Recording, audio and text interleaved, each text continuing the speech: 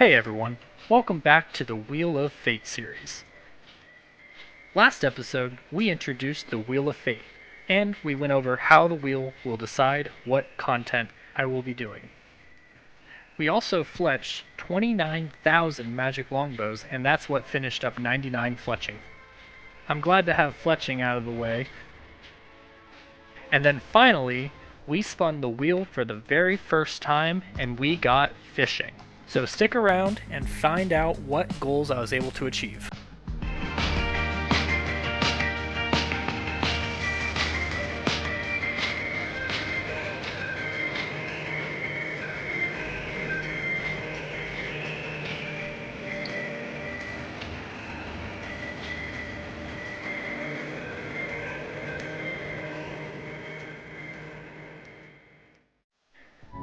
So, at the end of last episode, I set some goals for the upcoming fishing grind. I want to work on getting some log slots, so I'm going to be starting off going after the 3 big fish, and I really hope that I do not go dry.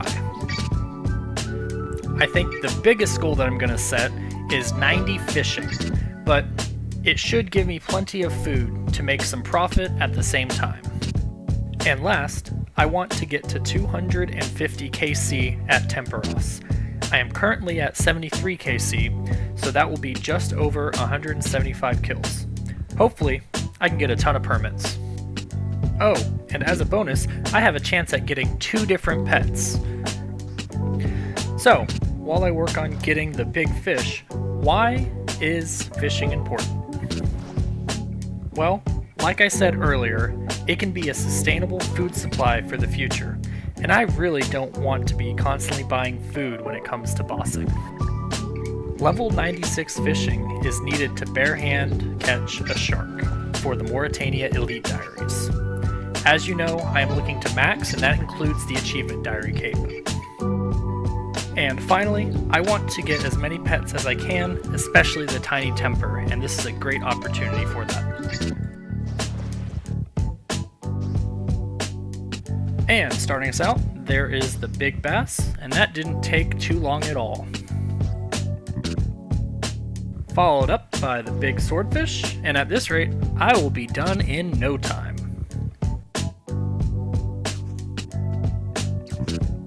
Well, that one took me a little by surprise because I got it so fast. That one only took about an hour. I definitely got spooned on this grind because it only totaled about 4 to 5 hours. On to Tempoross. So after doing a few solo kills here at Tempoross, I want to show an example of what a kill that averages 9 permits per game and about 60k experience per hour looks like. This is how I like my inventory setup. I have 7 buckets of water, my harpoon, and a hammer. If you don't have the Spirit Angler set, then substitute 1 bucket of water for your rope. If you have an equipable harpoon, then you can equip that and have an extra bucket of water in your inventory. In total, I have 19 empty slots in my inventory for fish. So, without waiting any longer, let's get this kill started. I like my camera facing north. As the fight begins, run north and find the closest fishing spot. In total, you will want to get between 6 and 8 fish depending on your level. I find 8 works great for me. After catching all of your fish, run over to the shrine and cook them. As you finish cooking, the double fish spot should spawn, so run to it and try to fill up your inventory as quickly as possible. Depending on how lucky you are with the double catches, you might be able to squeeze in a cook or 2 before the colossal wave comes. When that wave does come, tether to it, and if done correctly, this will be the only time you have to do this step. After the wave passes, continue cooking your fish. I usually cook all but the last 3 in my inventory. With this timing, you should have plenty of time to make it up to the ship before the clouds come in that start fires. Once you get up to the ship, begin loading all of your cooked fish, and this should be enough to get Tempoross' energy down to 10%, which will negate all of his special attacks for the rest of the fight. Now you can begin putting out fires as you make your way back down to fish another full inventory. Make sure to prioritize the double fishing spot whenever it spawns.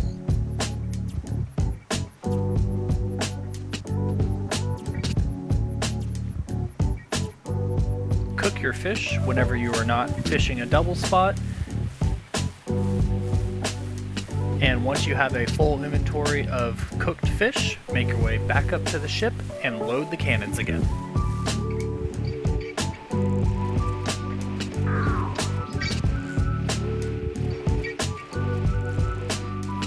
Once all of your fish have been loaded, go ahead and run down and harpoon this spirit pool.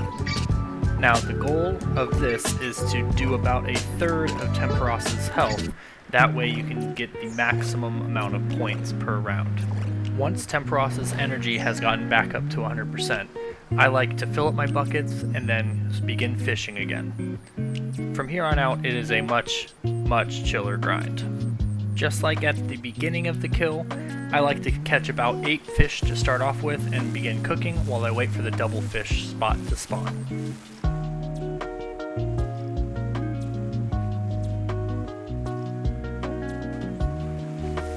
Just like before, once you have a full inventory of cooked fish, run back up to the ship and load the cannons. As you can see on the west side of the map, the fires have definitely begun to spread. Usually if I'm looking to squeeze out a couple extra permits per game, I will load up my inventory at the end of the 3rd round and begin putting out as many fires as possible. And just like before, once you've finished loading all of your fish, go ahead and run down to the pool and begin to harpoon.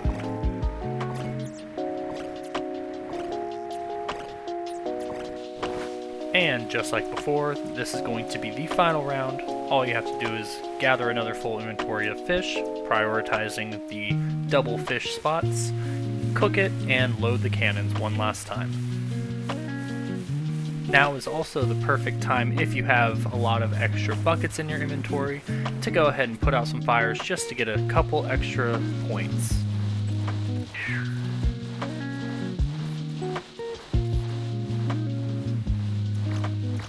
And just like that, congratulations, you have successfully soloed Tempoross.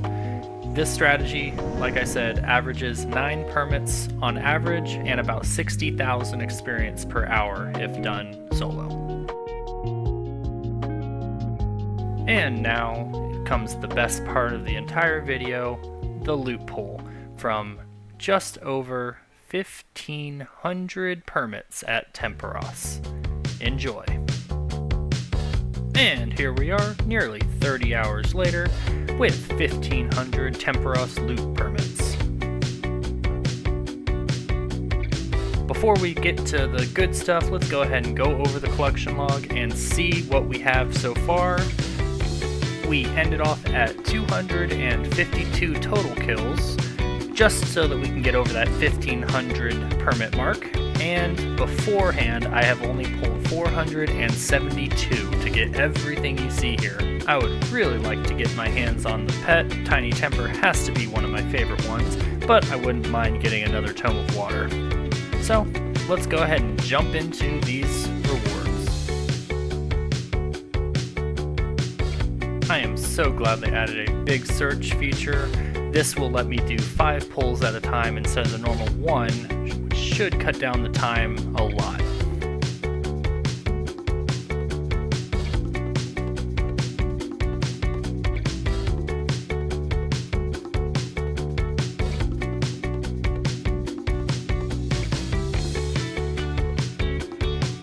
Hey, would you look at that? That is tome number 4.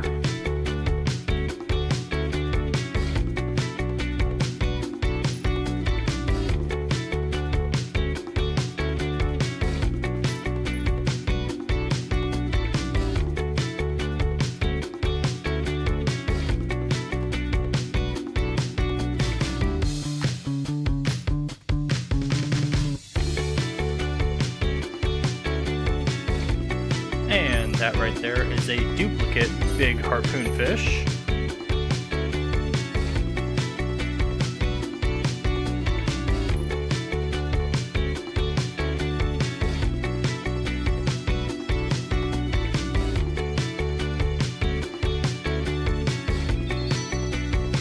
Collection log slot completed. I was wondering when I was going to get that. There is the tackle box. Just the harpoon and tiny temper to go.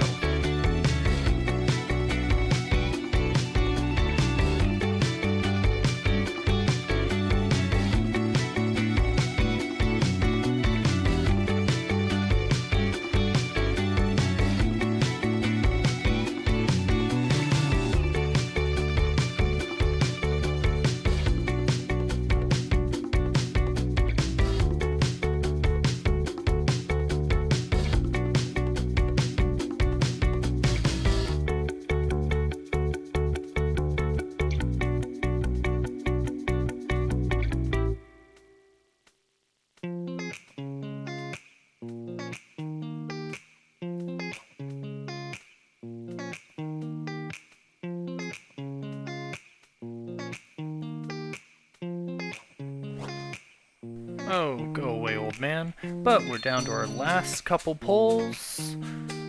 Maybe tiny temper? Not lucky.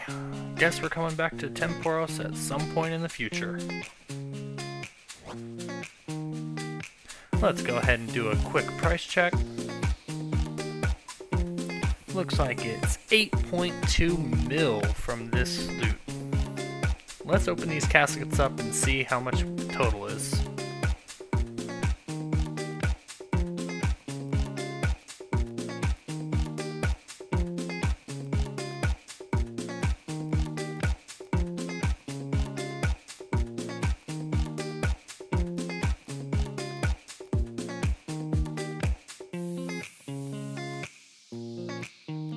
Well, looks like all that I missed was some rune items, some jewelry, and a lot of missed clues.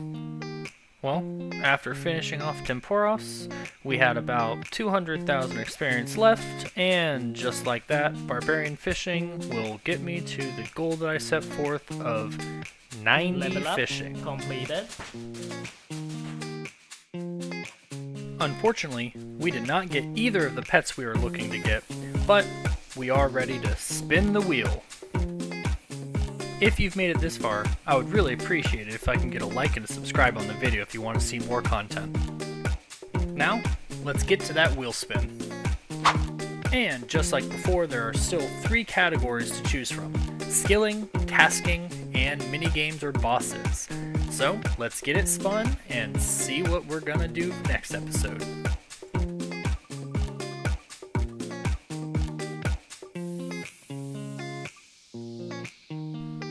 Alright, next episode is going to be about tasking, but the wheel still has to narrow down exactly what tasks we will be doing.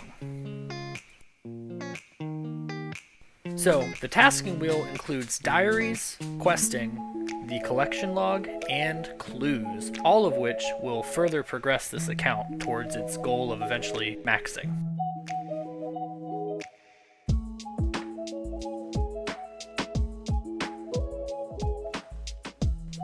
And questing it is. So this will go ahead and include all of the early game quests and just get a good basis for the account. As we wrap up this episode, let's go ahead and do a quick recap. We were able to achieve all of the objectives except for the bonus. This is, in total, all of the fish caught throughout all the different activities. This is the Rune Light tracker for the total loot pulled from the Tempoross loot permits and from the caskets. And finally, this is where the account's going to end off this episode at total level wise. Next episode is going to be all about questing and getting those early game unlocks. I'm talking fairy rings, I'm talking birdhouses, and monkey madness so that I can start on combat. Depending on how long all these quests take and how far I want to progress the account, there may be a second wheel spin next episode. And thank you again for watching all the way till the end. It means a ton. If there's any feedback that anyone has, please leave a comment down below so that I can improve my video making. See ya!